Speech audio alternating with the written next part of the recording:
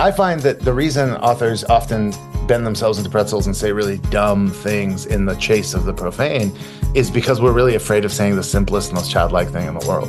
So I think sometimes from the mouth of babes, we do get the most profound things because we're free to have a character like Sana just say it. Welcome to the Habit Podcast, conversations with writers about writing. I'm Jonathan Rogers, your host. Daniel Nayeri's latest novel is The Teacher of Nomadland, a World War II story. It recently received the National Book Award for Young People's Literature. It was my pleasure to host Daniel for this episode of the Habit Podcast. We talk about Iran's role in World War II, food writing, the wisdom of children, fathers, providence, and incompetent spies. Daniel Nayeri, I'm so happy to have you back on the Habit Podcast. Thanks for being here. Thank you for having me. Oh, pleasure to be back. And I was so excited when Teacher of Nomadland won the National Book Award. Am I saying that right? That's you're saying it correctly. I pronounced that right. International and National Book Award. No, it is the National Book Award. Yeah, it was lovely. I was also surprised and delighted. It was great. Yeah. Well, I mean, surprise. Okay, yes, I was surprised, not because I didn't think it was worthy, but you just don't expect. I don't expect to have already read books that have won prizes, you know? Oh yeah, you're thinking it should be something. So someone, yeah, I hear that. There's a lot of different angles on that, I guess. I didn't expect it because I had a friend. I had a hilarious interaction. There's this woman who I think the world of. She's one of the great publishers in children's books, and she was at the gala beforehand. And I'm there in my little suit, looking like a dummy, and holding my champagne, and we're all just kind of talking to people. She comes up and she goes, "Hey, so my assistant asked ChatGPT who was going to win." And I was like, "Oh yeah?" And she goes, "It wasn't you." I was like, and I remember it was such a funny thing. She has this like great sense of humor, delivers things straight. And I just kind of laughed. And so I was like, so it teaches you one thing and one thing only, which is that one, there's demons in there, and two, they only ever lie. Yeah. When you ask ChatGPT about anything that you're deeply knowledgeable about, oh, it's horrific. You realize how wrong it is. Terrific. We shouldn't have gotten there. We shouldn't have even started there. John, let's back up, rewind. Let's not even begin to talk about the gutter and the absolute trash state of our culture. Let's start somewhere else. National Book Award. Look, I don't even have a sticker yet here, but it goes here, and I'm just over the moon about it. And what else? Everybody I knew emailed me. There's like not a person I know who didn't contact me. So that was lovely. And they were real humans. Yeah. Which is my favorite part about the people I know. Well, just because they were real humans doesn't mean they didn't get ChatGPT to write their congratulatory email. Oh, man. You might be right. You might be right. Sometimes, congratulations. From one human to another, congratulations. Thank you, brother. I appreciate it. Yeah, it's nice. It's nice when the roulette wheel lands on your number. It's pretty great. Yeah. I don't gamble, but I assume there's a number. You get one, you put it on your shirt, and then it wheels. Everybody else gets a rock thrown at them, and you don't. And it's pretty nice. Right. Yeah. Okay. Teacher of Nomadland. I knew nothing about what was happening in Iran during World War II, but now I'm essentially an expert. Ask me anything. Ask you anything.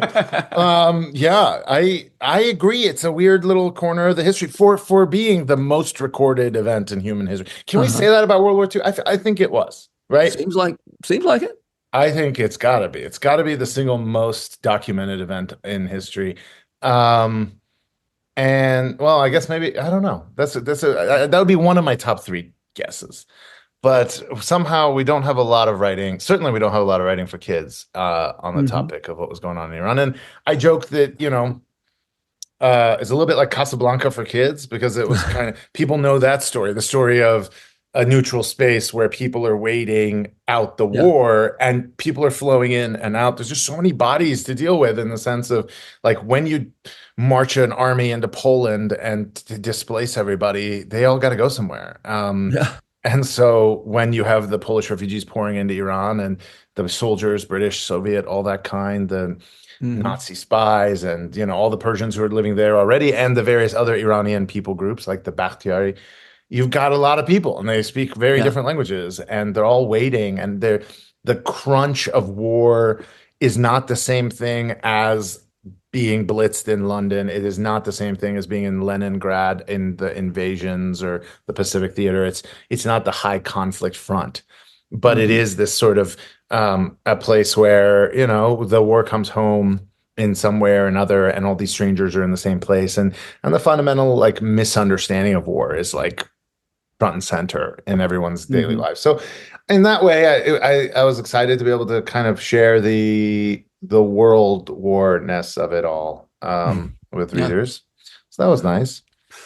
Um, and specifically, Iran's, even though Iran declared itself neutral, there's this source of oil that's exceedingly important to both the Axis and the Allies, Yeah. and that's how we end up with the Soviets, the Brits, some Nazi spies, Yeah.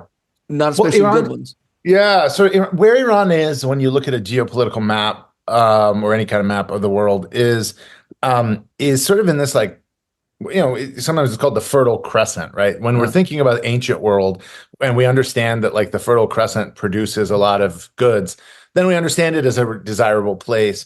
Um, we tend to, in the modern world, not think about that as much, but it's just as true. Like in hmm. World War One, the great powers basically crunch Iran. And by the way, the single country that lost the most people in World War One is Iran, Really? which very few people know, right? And why is that? And say, well, I mean, obviously, it was basically a mixture of the great powers looting the place, and then a lot of people dying from starvation and famine and all kinds of things, but also from conflict. So we don't have the sense that you go, oh, Iran is this sort of resource rich space, not one of the powers that matters in that time.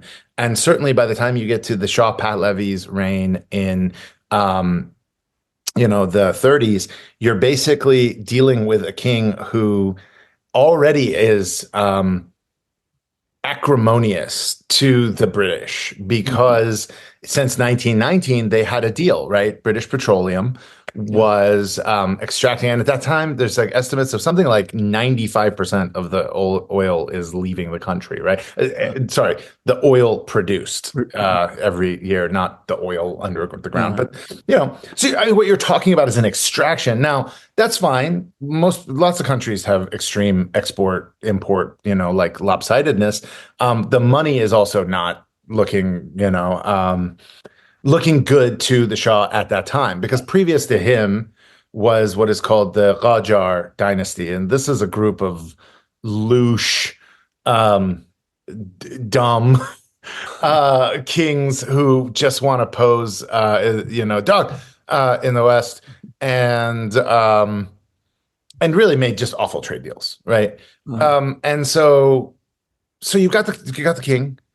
He's very unhappy with the state of British. I don't want to say occupation. In this case, it would be British. He's very unhappy with the. exploitation. I'm not sure. Is it exploitation if you find a sucker? Like the Qajar dynasty was Uh, some of the worst suckers on the face of this earth. And so, yeah, I guess you could say exploitation of a compromised individual in this case because they really were. Um, Deeply kind of selfish in terms of the good of their people. Anyway, you got the king. He doesn't want it. Now, there's a moment in history where I think Iran there's this giant question mark of was the king going to side and ally with Hitler to find any kind of um, help in ousting the British. There were, as with these things, there were there were exchanges. We don't know what was going to happen. He did declare neutrality officially in that sense. So we mhm. have some sense of what he was going to do, but we knew he wanted the British out. And certainly the British knew that. And so when Churchill and Stalin got together and invaded, in order to keep the oil out of Hitler's hands, it is sort of perceived by them as a occupation of the country that is strategically important in order to. Now, the problem is those 6 years that it was occupied also happened to be horrible harvest years. Mm. So they were devastating to the Iranian people from a you know, food supply Mhm. slash, economic, health perspective. Yeah. Yeah. It was just a bad, it was a, it was a situation where, what are you going to do? You can't, it's hard to look at any given side and, pick a villain, right? In this instance, most people are, World War II was also the first war, major war in human history where let me word this correctly, the most important resource was petroleum. Like the Mhm. side that was going to have petroleum was going to, do Yeah. well. And you can imagine, like, if you pump gallons and gallons of petroleum into the siege of Leningrad and into the London Blitz, you're going to have a very different experience and outcome. So, Yeah. strategically speaking, it's the right move for Churchill and Stalin. Yeah. Yeah. Well, you one thing you point out in an afterword is that there were German spies in Iran in that era, but they tended not to be the better German spies. It was the less capable spies Yeah. that ended up there, and so I hope it's not giving away too much of the book to say that there is an incompetent German spy Yeah. in the What's story. funny is I guess a little niche of history that I love is like incompetent spycraft. I think it's such a funny idea. It's just hilarious because it's such a competence Yeah. required task. And so to have a bungler in the crowd is hilarious. It'd be the last at spy school somewhere in Berlin is Yeah. very funny. But you're right. Yeah. So historically speaking, the best German spies, the ones who could speak English and French fluently and perfectly, the ones who were they're obviously they're England. They're trying to get information from DC. They're Yeah. not trying to get intelligence coming out of Isfahan. So, but they did, interestingly, because Iran was neutral, Tehran was where the three powers met. So Hmm. Stalin, Churchill, and Roosevelt famously have the Tehran conference, right? Where Yeah. they meet. So you do have leaders of the allies there. As a result, you have their people. You do have intelligence to be gathered. So there is a reason to send spies there, as opposed to maybe somewhere completely out of the way. Yeah. But they didn't send their best, and so there are some great stories of spy bunglers who, one of them, famously almost got caught in a coffee shop, and ran out of Isfahan. Isfahan is a town that's right there. There's some mountains outside of it, so tried to escape by escaping into the mountains. Promptly fell down a ravine and broke some bones, and then came hobbling back to town to be arrested. And you're like, it's such a funny idea. It's like, Yeah. oh, that spy who got away is hobbled back into our Yeah. hospital. Yeah. Yeah. So much of your story in this book is has to do with people not being able to speak the same language. I mean, you've got all this many languages at work in one place, and you said somewhere that you love stories about miscommunication, about Mhm. people not being able to connect, which think about dialogue that works tends not to be dialogue where one person expresses something and the other person understands it completely. It's Right. Yeah. that's a way to convey information in dialogue, but it doesn't do much in terms of. I mean, think everything else that happens in dialogue is happening with emotional states and changing relationships between people. And miscommunication is so much more interesting in those regards than communication. Yeah, no, I couldn't agree more. I think that the beautiful, like sparkling dialogue is never really good tennis volleys, back Hmm. and forth. It's always, I love the comedies of you kind of the Spencer Tracys and the Hepburns and all these kind of that era of just extremely fast, moving dialogue. Or you look at, any comedy of errors, great Hmm. episodes of Frasier. Hmm. There's a great old TV show, I think it's from the 70s, called Allo Allo Nightbird, and it's about this like bungling pub owner in France, in Vichy, France. So he's like, Okay. and so it's occupied by the Germans and soldiers, and everybody speaks their own language in English. Right. So, meaning the Germans have just a German accent, but the way they're interacted with by the French is that they can't understand each other, but they're all speaking English to the audience, Oh, that's funny. but So the in their own audience can understand accents. everything, but the characters can't understand each other. Right, which is something I was sort of pulling on here is all the characters are speaking English to my reader, but they're actually reacting as if they are um, speaking their own language. So the Uh-huh. misunderstanding is not the difficulty of the cacophony of true misunderstanding is that there isn't a lot of signal to be pulled out of there. So as an author, Mm. you're kind of your goal is to not offload that miscommunication or the confusion Yeah. to the reader. Your goal is to, sort of You allow create a them to sense of swim through it. confusion without Yeah, completely confusing a reader.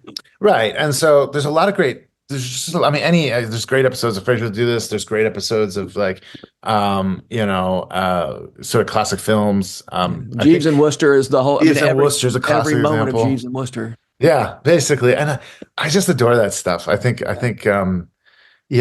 really I had a teacher once who was so dogmatic about um, ever writing the word hello in Mm. dialogue, right? Because hello, unless the hello is doing something, it's a Yeah. particular kind of. But if you do hi hello to open your dialogue, she would get so mad, and she was right. She was right. It's kind of Yeah. made me allergic to it as well. You want to get straight to it, and so yeah, the perfect volleys are always uninteresting, I suppose. Yeah. Yeah. Um, all right. So we've the title, of course, is The Teacher of Nomadland. We have a boy who um, his father was a teacher. He aspires to be a teacher, but he's not much of a teacher yet, and therefore has maybe more occasion than many people to think about what does it mean to be a teacher. And Yeah, so yeah, very much. he he carries around this big blackboard everywhere, which is a really funny idea. Um, Yeah. Actually, if you want to watch a great movie about that, sort of for the older people in the audience, there's a movie called Blackboards, and it's about these teachers who go up into the mountains oh, and really? carry these gigantic blackboards that are almost like wings, and as a result, like quite dangerous in the windy mountains. Yeah, Um, yeah, and they go up there and teach. It's a very sort of I think of it as one of the noble, the sort of most extreme cases of like the teaching profession. But yeah, the book very much has a theme of what it means to teach, what it means to try to impart something because it's not exactly a perfect volley, right? In yeah, teaching, yeah, we sort of imagine teaching to be this, right? This box of knowledge that I'm holding and I will pass it to you and you will yeah. take it. You'll want to take it and you'll want to open it and you'll with all your focus and curiosity, you'll look in there and you'll imbibe whatever I've delivered and thereby have a one-to-one transfer of information. And it's just boy, if you've ever been around teaching of any kind, not even Yeah. just teaching of like children, but teaching of like, have you ever tried to teach anybody a board game? The rules to a board game? Oh my goodness, grown adults with the Yeah. attention spans of goldfish. Yeah. And being like, okay, let's just play it and see how it goes. I'm like, well, we can't do that. You're going to need to listen. You're going to need to take this in. I'm going to need some eye contact. So, any kind of teaching is just this incredible challenge, but it begins at this abstracted level Mm. of, I used to say this to I say this to my son all the time. I say, if you walk into a room or a college course or anything, and you fundamentally don't agree with the dynamic that the person at the front of the room has something that you don't, and they're going to try to give it to you. Like if that's not but if you're in there trying to like you think that they're dumber than you and Mhm. you're waiting for your time to raise your hand and prove how wrong they are. If that's your entire sense of the dynamic, just leave. Just Mm. leave. You've paid for this Mm. course. You should be paying for somebody who has way more of the thing than you do. Whether that be martial arts knowledge, but if your boxing coach doesn't know as much as you do, you're either mistaken, which is usually the case, or you need to leave. Like Yeah. those are the only two options. There is no teaching to be had if you don't agree with that premise. And so it begins there, right? It begins with a teacher is one who gives. Yeah. And that's it. We start there. And so, Yeah. yeah, and this young boy kind of is, because he's at the beginning, he's abstracting these things into this kind of very simplified idea. Yeah. I mean, there's that question comes up so much for the children in this story is, what do we have to give, Yeah. and where do we just rest in the fact that we are received and accepted, and where do we have to prove ourselves? And I love the little girl Sana and her willingness to believe that people are glad to see her, Yes. and Bobak's inability to receive that truth. Yeah. And there, there's that moment where they need to go beg, and he says, "But I got nothing to give." She says, "Yeah, that's what begging is. That's what we're doing here." Yeah. Yeah, I love Sana so much. She's somehow very childlike, and yet also wise beyond her years. I don't. That was a little trick you did. But do you have Yeah. anything to say about how one does that? Well, I mean, I think, sometimes there's two answers to that. One of them is, when I talk to my son about like film or TV or stories or anything like that, I had a mom who was like, anytime we would be watching a movie and somebody would allude to like having lived with someone they weren't married with or something that like morally did not, she was like, oh no, my 10-year-old boy is hearing about whatever alcohol. She'd be like, we don't agree with this. And then she would start telling me about all the reasons we don't agree with it because, and she'd cite parts of the Bible and things. And I'd be like, Mom, it's just the Princess Bride, and they're just kissing for a moment. I just want this movie. Please, please let us finish this movie. And she just would interrupt films, and it drove me nuts. And I see where she comes from now because we'll watch a movie and I'll be like, Gideon, just so you know, this is moral cowardice. This character is not the hero. Yeah.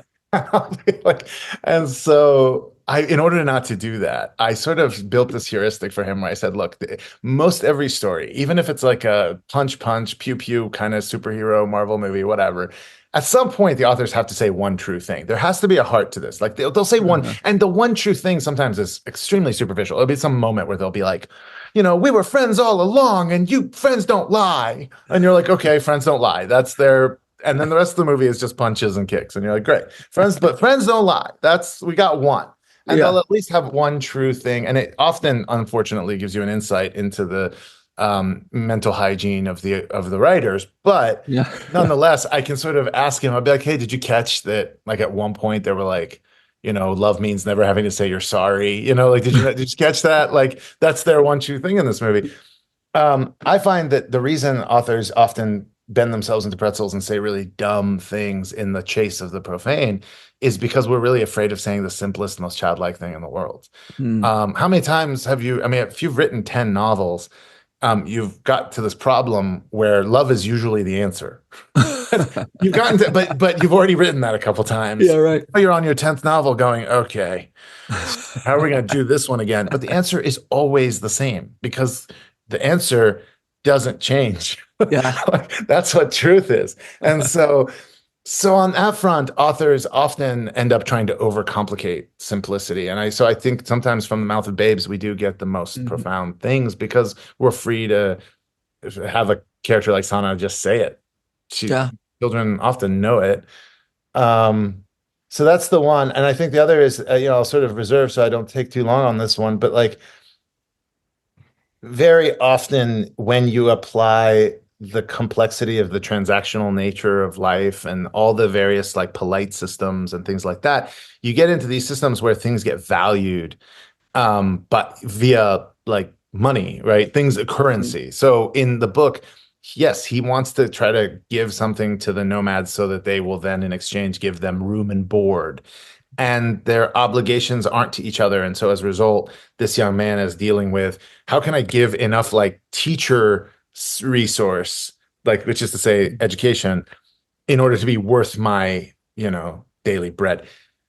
And she doesn't live in that kind of system, right? Because art often and education often sort of don't do well when you do the like mercantile exchange of the value of an apple against the value of how to spell apple.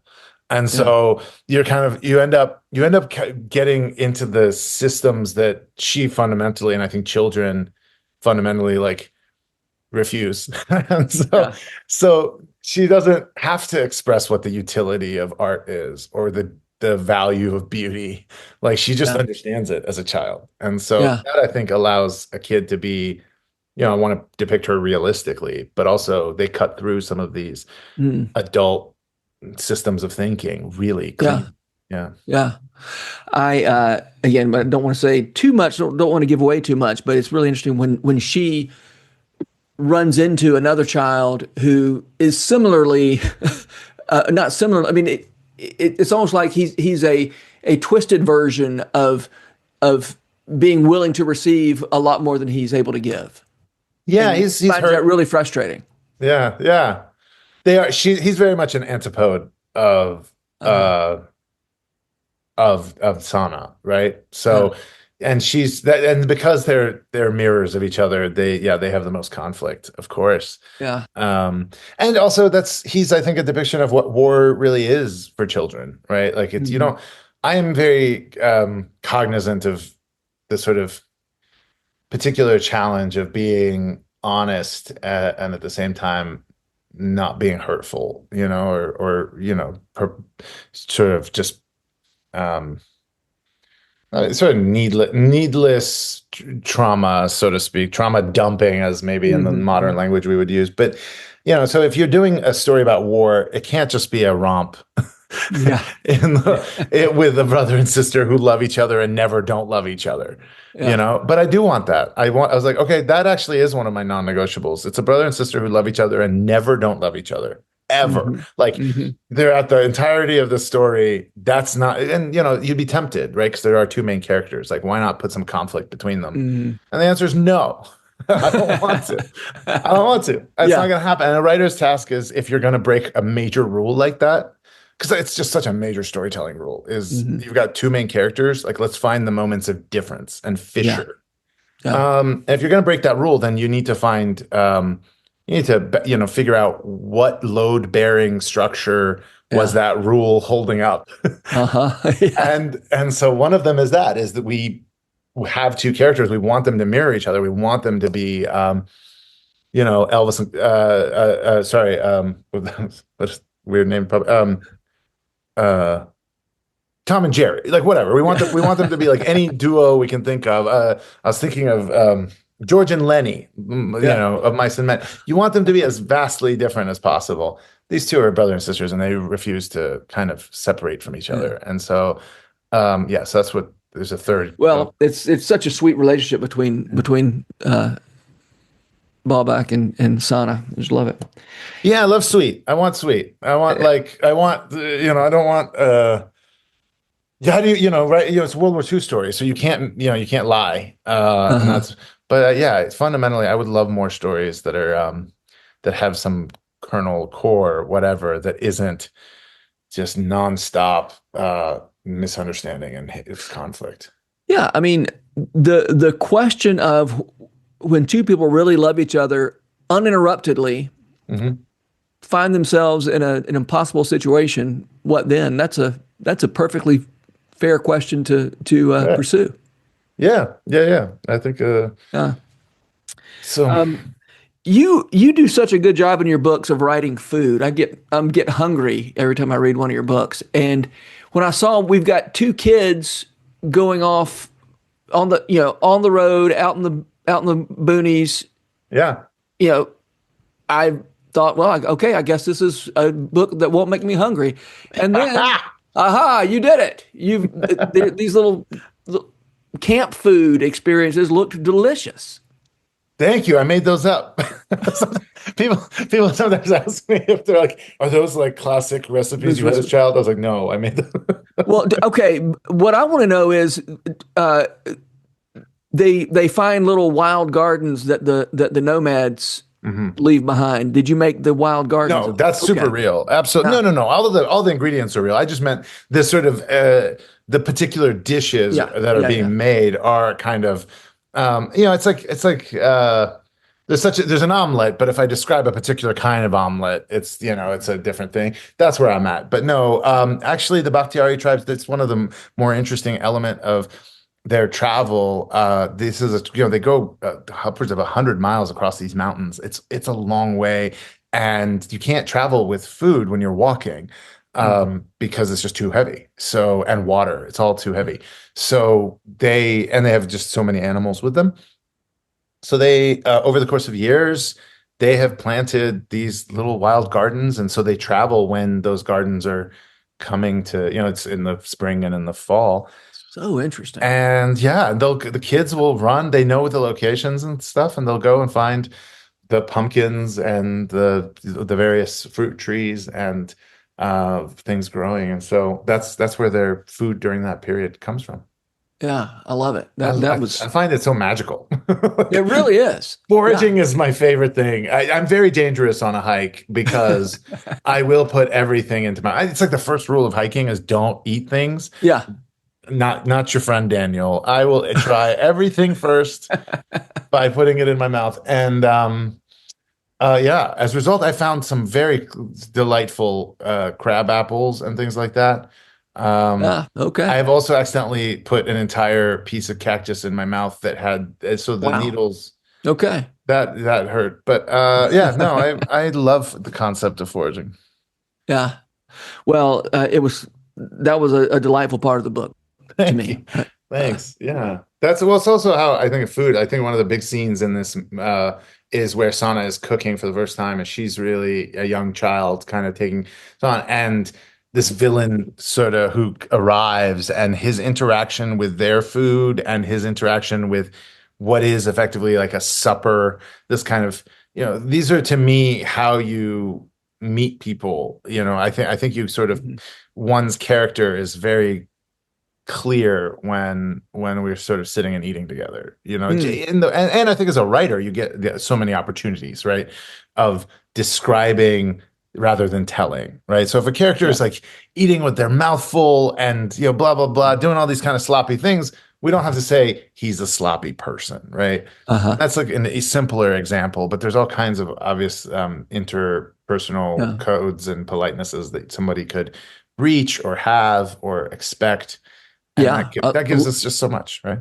A lot in this book about how people share and divide resources, Yeah, at mealtime. yeah, yeah. 'Cause Yeah. sometimes it just comes down to that. Yeah. Who are your favorite people who write about food? I mean, Dickens is famous for his feasting scenes. Do Yeah. you have go-to writers? I mean, Brian Jakes has to be given Yeah. his flowers. He's phenomenal at writing food, and I just adore. He's the writer, of course, of Redwall and the big series of Uh-huh. knives with or mice with swords. Yeah. But he's also kind of notable for describing food, and Yeah. the challenge he has, of course, is he's describing food from the basic ingredients, and so I Uh-huh. find he's very creative in a way that a lot of fantasy writers and writers in general, they'll describe mealtime and it feels like a cookbook. Hmm. Like I had these buns with my Nona every Sunday morning, and that first paragraph of a cookbook, and it'll say like they're great with milk and whatever, and you Yeah. just there's a certain reportage to like you can tell when the writers sort of just delivering the props of the Yeah. scene versus I think Brian Jakes does a very great job of not doing that. Who else is a great food writer? That's a good question. Um, I'm looking at my thing here. Yeah. I've put you on the spot. Yeah, no, I mean, if I'm looking at Tolkien over here, and he's the best describer of hills.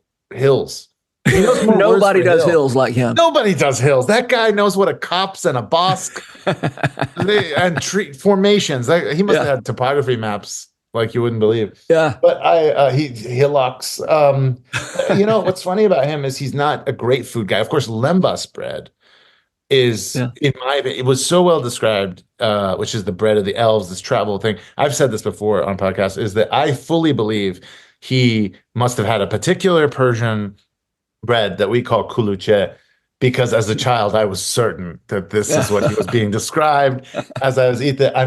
This is apocryphal, and in no way do I actually. I wouldn't put any probability on this, but But I you like. are a National Book Award winner, so Yeah, maybe we should give it some authority here. yeah. Yeah, Yeah. maybe I think Tolkien in his travels came across some Persian pastries. Who knows? Yeah, I wouldn't doubt it. Something you can do from now on when you're on a plane and somebody says, "Is there a doctor on the plane?" You can say, No, but I am a National Book Award winner. Is that how That's what I would do if I were you. I I appreciate. Okay. That I would hate for that story to get out. Can you imagine? He's like, and then not only did he say that, then he promptly went over there and gave the worst CPR you've ever seen. Harmed this person's ribcage. Um, what else? I mean, obviously, some great food writers. I mean, the travel writers of the Uh, world are great at food, right? yeah, So everything from Supper of the Lamb to I think Bill Bryson yeah. delivers food I was going to really ask you if well. you were a Supper of the Lamb guy. Yeah, yeah. I mean, I'm not. I mean, I like it. I think it's quite good. Yeah. I know some people who are, Hmm. shopping for tattoos for this sort of thing. So I'm not. I can't say I do that, but I think it's wonderful. Yeah. I think great travel writing in general tends to be, a five sensory. Yeah. So there's some great, David Lansing wrote an essay called Confessions of a Cheese Smuggler. And it's like really good discussions of Wow. cheese. Or obviously Anthony Bourdain was always quite adept at Uh, delivering like concise food description. Bryson, I yeah. already said, Pico Iyer. That's in the kind of the nonfiction space. In fiction, you wanted to do a little bit more from the perspective of character development than just Hmm. because travel writing, it's like I want you to take me there. Hmm. And maybe I'm making false distinctions. Maybe nonfiction writers also kind of want the food to be a lens into whoever they're eating it with. Hmm. But yeah. Yeah. There really is a lot to be accomplished through Hmm. food and meals. I mean, I guess Yeah. we should broaden that to say meals, you know, Yeah. Do you not mean just in terms of just drink, or do you mean meals in some no, other? I mean the experience. I mean, not just the Yeah. food, but the experience of being with people as you eat the food, and. Oh, completely. Yeah, totally agree. Yeah, so I think those would probably be the my choices. Okay. Uh, Well, we're about to run out of time. oh my God, already? We Yeah, haven't. What? Jonathan, There's so many other things to talk about. there are many more things to talk about. Um, maybe I'll ask you one more question. Maybe we'll run a little long if you have 5 more minutes. Sure. There is so much about fathers in this book. Oh, my time is up. I'm Okay. just kidding. You could have said anything, and that was going to be the joke. All right, go ahead. Yeah. Fathers, what, Yeah. and not just in, I mean, absent fathers, but also what the fathers gave before they became absent. Yeah, yeah. Um, and I mean, I know just from your uh, uh, everything said is untrue. Hmm. You got separated from your father at an early age, Yeah, yeah. but also from that book, I got the sense that you got plenty from your father. I mean, it's Yeah, there's a so way of talking about absent fathers is here's what we miss, what we yeah. didn't get. I mean, here's a boy who actually misses his father and spends a lot of time thinking about what he received and what his father would do if he were there. That's not a question.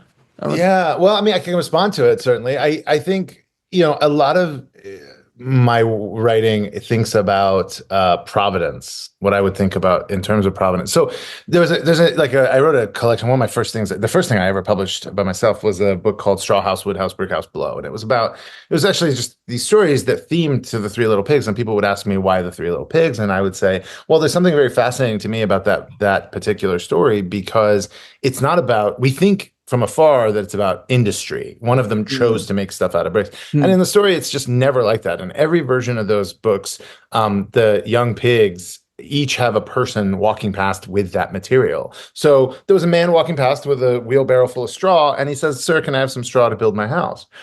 That's not about industry. That's about providence. It's about yeah. what they were given. The third pig did not go to Home Depot and choose the correct thing. That's not what happened. Uh, And so where we have fatherhood and what the father gives as a relation to the fact that like what some people might call fate or providence, what is given to us as writers, we call it our donné, right? What we are given. This is a category of thinking that I spend a lot of time in, clearly because of my own background, but also yeah. because I think it relates to how we perceive the hand of God in our lives, right? Uh, This is, you know, what do we name the turns of fortune that we have? Like, what do we name it, and mhm, what is our relationship to it?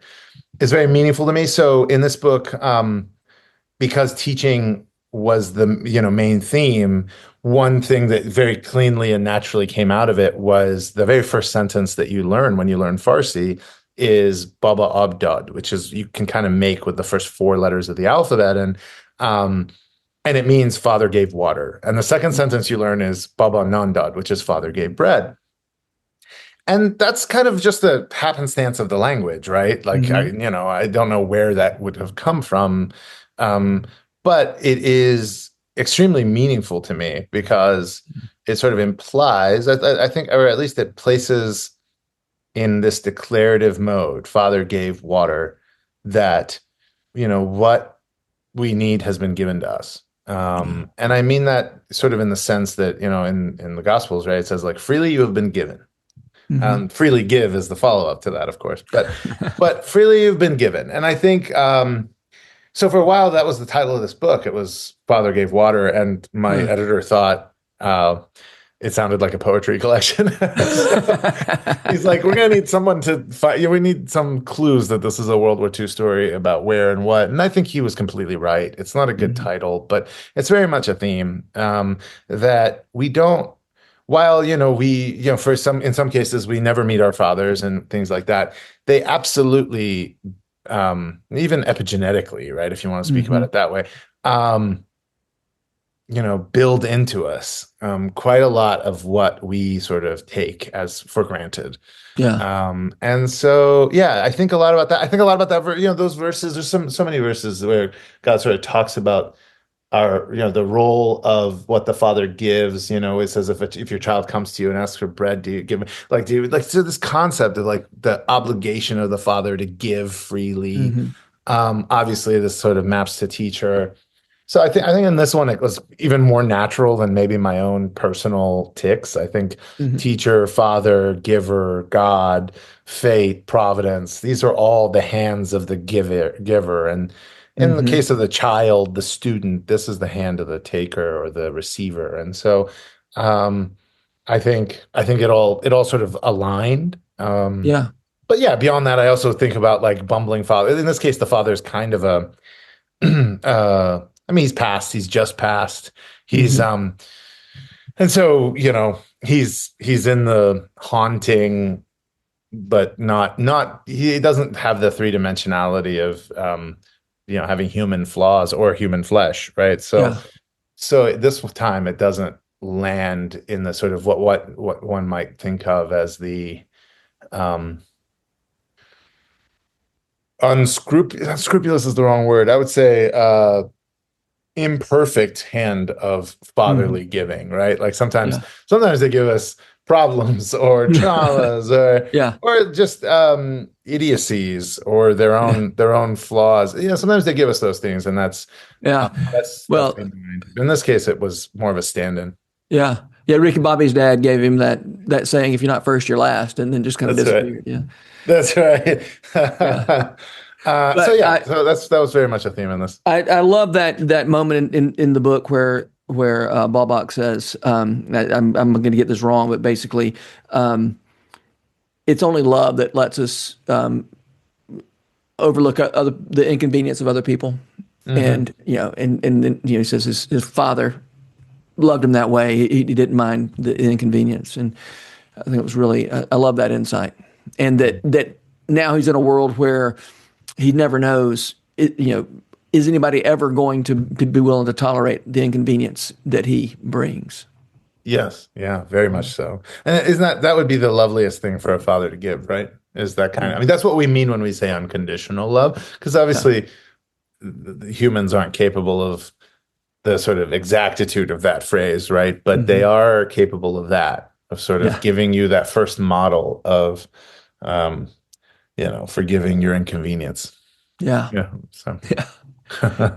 Well, Daniel, thank you so much for being here. I'm going to skip the last question because I feel like I've already put you on my normal last question is Oh. who are the writers that make you want to write, but you've already done a yeoman's work in coming up with some food writers. So I'm going to let you off the hook on that one.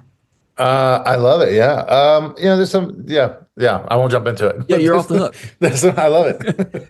Daniel, I'm trying to wrap this up. Can't you Yeah. tell? I was like, book talk, let's talk more. All right. Thank you so much. It's been such a pleasure. Thank you. Thank you for having me. Congratulations again on that National Book Award. Appreciate it. Yeah. Cheers. The Habit Podcast is brought to you by The Rabbit Room, where art nourishes community and community nourishes art. You can support their work, including this podcast, by becoming a member.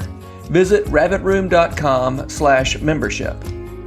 Special thanks as well to Taylor Leonard for letting us use her song Diamonds as the theme music for the Habit Podcast. You can learn more about Taylor and follow her work at taylorleonard.com. The Habit membership is a library of resources for writers by me, Jonathan Rogers. More importantly, The Habit is a hub of community where like-minded writers gather to discuss their work and give each other a little more courage. Find out more at thehabit.co.